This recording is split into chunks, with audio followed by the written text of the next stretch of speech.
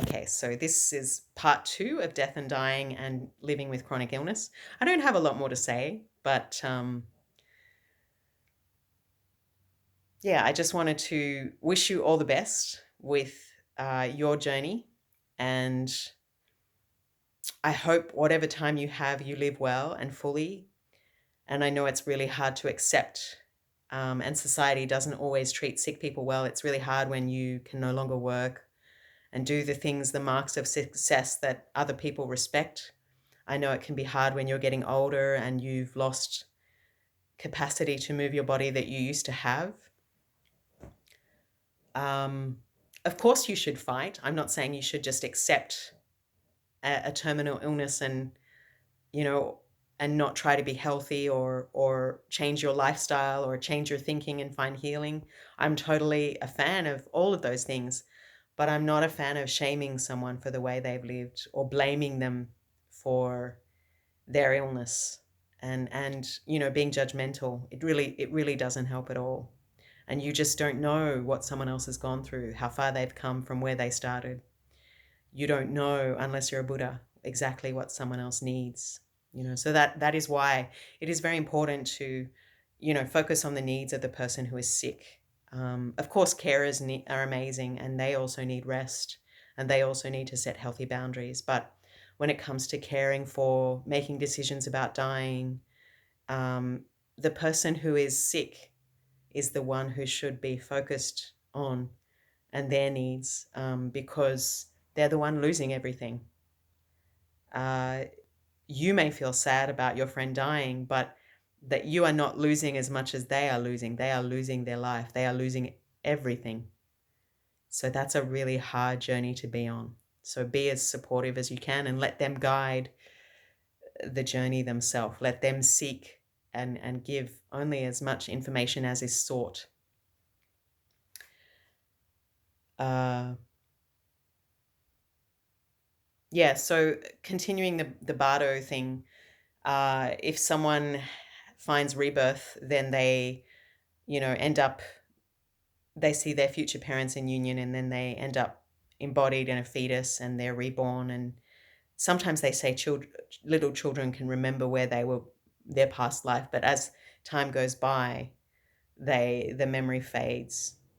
I actually met a child who could remember his past life, and he was pretty exceptional. He sat through hours and hours of initiations. He was a Western child who was said to be the reincarnation of some lama, and his parents weren't even Buddhist. He just told his parents, "I don't belong here, and you need to help me find my teacher." And I'm actually a monk, and he ordained as a monk very young, and he could sit through hours and hours of very long, elaborate Dharma talks when he was like 8 or 10, and his level of thinking just wasn't like a normal 8-year-old.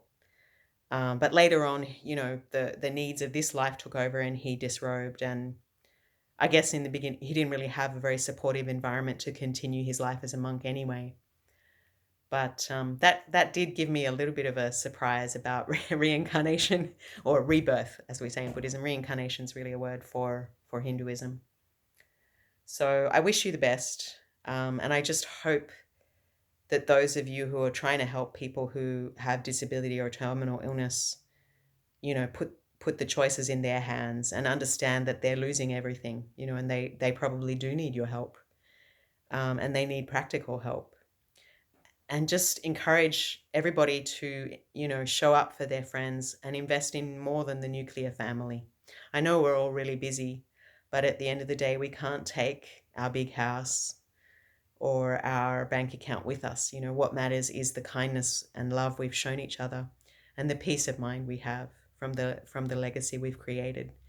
And to be a valuable person, to be worthy of respect and love, you don't have to have achieved great things. Just living in the present moment is enough. To be alive in the present moment with kindness and presence is enough. That is already a good life, um, a simple life.